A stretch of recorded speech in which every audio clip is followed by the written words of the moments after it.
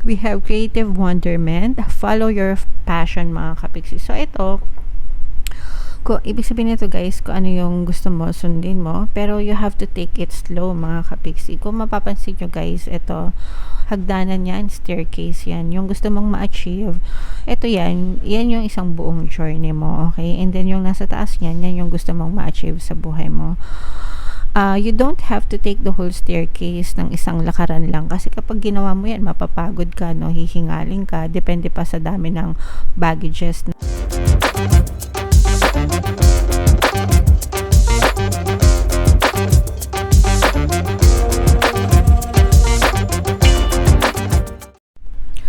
Hello guys, hello Virgo, welcome back to Pinoy Pixie Tarot.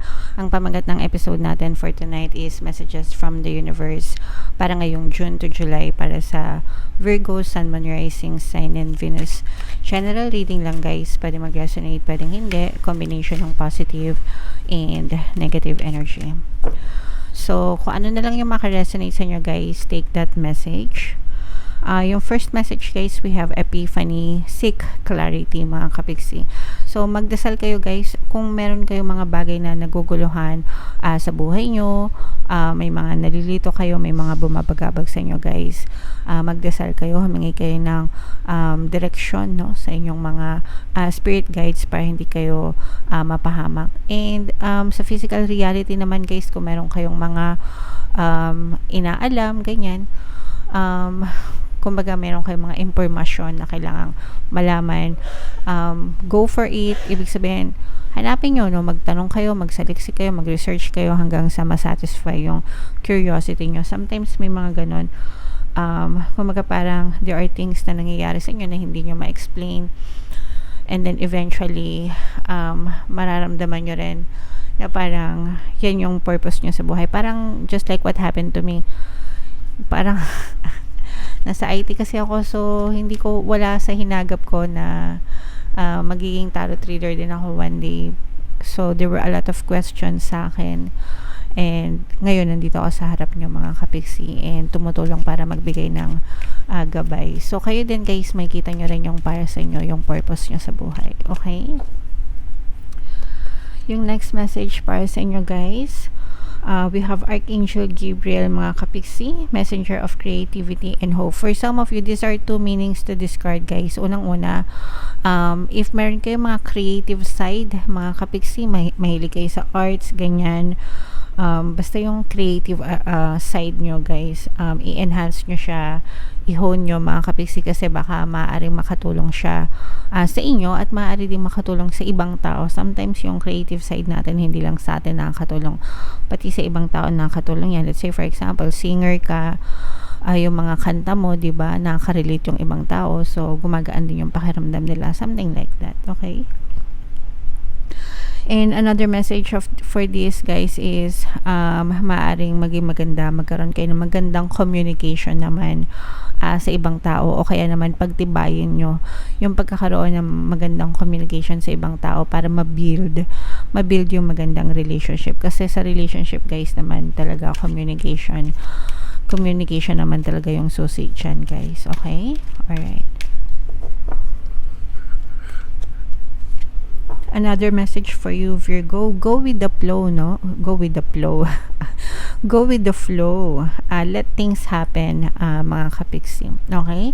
Let things happen naturally sa buhay natin. Huwag natin kontrolin. Hindi naman natin makakontrol yung mga experiences natin, guys. Universe yung nag-orchestrate niyan. Ang makakontrol mo lang is yung perception mo, yung mga meanings, assumptions na ina-attach mo sa mga bagay, guys. Everything is empty and meaningless. Walang ibig sabihin yung mga nangyayari sa bagay na sa buhay natin. Tayo lang yung naglalagay ng label dun sa bawat nangyayari sa buhay natin. So might as well bigyan mo ng magandang kahulugan yung mga nangyayari sa buhay mo para maging maganda din yung perception mo sa buhay. And kapag maganda yung perception mo sa buhay, syempre maganda din yung may experience mo. Okay? So let go of control issues guys. Hindi natin makokontrol lahat ng nangyayari sa buhay natin. Another message for you. Ito, maging sensitive tayo guys, no, sa mga nangyayari sa paligid natin. Maging sensitive tayo sa mga bagay na inaalaw natin sa buhay natin, guys. Huwag niyong hayaan na makapenetrate sa buhay niyo yung negativity, yung toxicities, guys, no? Kasi kapag inalaw niyo yan, parang tinanggap niyo na rin yan sa buhay niyo, di ba? Gusto natin syempre mapayapa lang yung buhay natin, masaya lang, 'di ba? Walang masyadong kadramahan. So make sure na yung energy natin binubuhos natin din sa mga ganong klaseng bagay. Huwag nating sayangan yung energy natin sa mga negative na bagay, mga kapiksi, para hindi masayang. Okay? Alright. Another message for you, Virgo. Follow your intuition, guys, no? Magdasal kayo, syempre, important yon. Lalo na kung meron kayong kailangan pagdesisyonan. Humingi kayo ng gabay, mga kapiksi. Yung ating gabay, mga gabay, bawat isa sa atin ay may mga gabay, guys, no? And ang trabaho nila, number 1 nga is una, gabayan tayo, and then protektahan tayo, and then tulungan tayo sa mga panahon ng ating mga pangangailangan. So yung pamamaraan nila para gabayan tayo is sa pamamagitan ng intuition. Kapag kinutuban ka na, okay, yung intuition mo, yung kutob mo, no? Hindi kanyan ipapahamak, mga kapiksi. So if you feel like something is off, wag mong gawin, wag mong i-push kasi yan yung sinasabi ng intuition mo. Pero pag maganda yung pakiramdam mo, 'di ba? Go mo, 'di ba? Kasi yan yung sinasabi ng intuition mo. Yan yung pamamaraan ng mga gabay natin, mga kapiksi. Okay? Alright. And then yung last message for you, Virgo. We have creative wonderment. Follow your passion, mga kapiksi. So ito, ibig sabihin nito, guys, kung ano yung gusto mo, sundin mo. Pero you have to take it slow, mga kapiksi. Kung mapapansin nyo, guys, ito, hagdanan yan, staircase yan. Yung gusto mong ma-achieve, ito yan yung isang buong journey mo, okay? And then yung nasa taas yan yung gusto mong ma-achieve sa buhay mo. You don't have to take the whole staircase ng isang lakaran lang, kasi kapag ginawa mo yan, mapapagod ka, no? Hihingaling ka, depende pa sa dami ng baggages na dala mo, diba? Habang nagjo-journey ka, mas mabigat yung dala mo, syempre mas matagal kang makakarating sa taas. Pero kapag mas magaan yung dala mo, or wala kang dala at all, magaan yung journey mo, diba? Mas madali ka akyat sa taas. Ang importante, it doesn't matter when, no? Kung kailan ka makakarating sa taas. Ang importante is yung patience mo na makarating sa taas, 'di ba? Yun yung importante, kung gaano ka kasikap, kung gaano ka katyaga, mga kapiksi. Kung gaano mo kagusto na makarating sa tuktok. Pag napapagod ka, pwede ka magpahinga, 'di ba? Halfway pwede ka magpahinga, pero wag kang susuko kasi pag sumuko ka, guys, babalik ka na naman dito sa ibaba. So that's game over. Hindi ka talaga makakarating sa tuktok. Pero kapag nagpa-persist ka, if you take one step at a time, kahit gaano kataas yan, mararating mo yan. Again, guys, pag napapagod kayo, magpahinga, pero wag kayong susuko sa buhay nyo, okay? Alright. So, comment down below, Virgo, if feeling nyo naka-resonate kayo dyan sa mga messages na yan. Bunot pa tayo ng isa dito, guys. Shuffle ko muna to. Habang sinashuffle ko to, panoorin nyo muna yung video natin regarding sa ating paano mag-manifest ng abundance video course. Kapiksi, sawa ka na ba sa mga struggles at hirap sa buhay mo? Masipag ka ba at masikap sa buhay ngunit hindi ka pa rin umaasenso? Ilang beses ka na bang nag-attempt magnegosyo at mag-invest pero palagi ka pa rin nalulugi?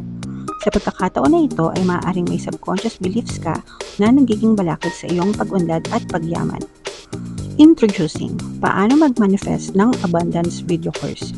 Dito ay matututunan mong ma-overcome ang mga balakid mo para tuluyan ka ng umunlad, umasenso, sumagana, maging matagumpay, successful at maswerte sa iyong kabuhayan, pera, trabaho, negosyo, salapi at kaperahan ng bonggang-bongga. Dali, mag-send na ng email sa pinoypixitaro@gmail.com at simulan na ang iyong pagyaman ngayon. Alright, so Sa lahat ng gusto mag-avail ng course guys, meron tayong 20% discount until June 30. Sobrang laki ng discount guys. Sobrang ganda ng course. I-avail nyo na, wag kayo magpahuli. Sayang yung discount guys. And meron din tayong bagong course, paano mawala ang third party at magkaroon ng harmonious na relationship. Para yan sa mga kapiksi natin na nagdadanas ng nagdudusa sa third party situation sa relationship nila. Mga kabet, ganyan. So, if naka-resonate kayo, pwede kayo mag-avail ng course guys. Opening promo tayo, 30% discount until June 30. Sobrang ganda ng course guys. Promise makakatulong yan sa inyo. Alright, so Virgo, kayo ay represent ng, ito yung additional message para sa inyo. Close up ko guys, we have authentic, no? Reach out to your tribe in times of need. Family gives you strength when you face the storm. Love your uniqueness. You are full of surprises. Break free from others' expectations. Just be yourself. Alright, so guys, this is family, no? This is going back to your roots, going back to your family, mga kapiksi, because at the end of the day, family first. At the end of the day, pamilya yung unang-unang tutulong sa atin, mga kapiksi, diba? Sabi nga dito, family gives you strength when you face the storm. Tuwing yung storm, ibig sabihin ng problema, challenges, diba? Pagsubok, bagyo. So, sa mga panahon, mga ganong klase ng panahon, pamilya at pamilya, yung number one, unang-una na babalikan natin sila, yung nagbibigay sa atin ng lakas, ng inspirasyon, ng motivation to keep on moving forward, mga kapiksi. Okay? And for some of you, be your own self as well, no? Love your uniqueness, love yourself, respect yourself, mga kapiksi, and treat yourself nicely. Ikaw yung magbibigay niyan sa sarili nyo guys, hindi nyo yan hanapin sa iba, no? If you love yourself, people will respect you. Kapag nire-respeto mo yung sarili mo, re-respetuhin ka rin ng ibang tao, mga kapiksi. Break free from others' expectations. Huwag nyong gawin yung mga bagay na mga bagay-bagay just because in-expect ng mga tao na gagawin nyo yun, diba? Just be your own self, be your authentic self, diba? And love the way you are. You are unique, you are special, you are perfect just the way you are, mga kapiksi. Hindi mo kailangan i-please yung ibang tao, hindi mo kailangan i-validate yung sarili mo through other people, no?